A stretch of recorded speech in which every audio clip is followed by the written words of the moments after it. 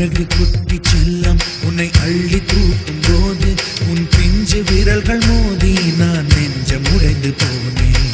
ஆளை கடத்தி போகும் உன் கண்ண குழியின் சிரிப்பில் விரும்பி மாட்டிக்கொண்டு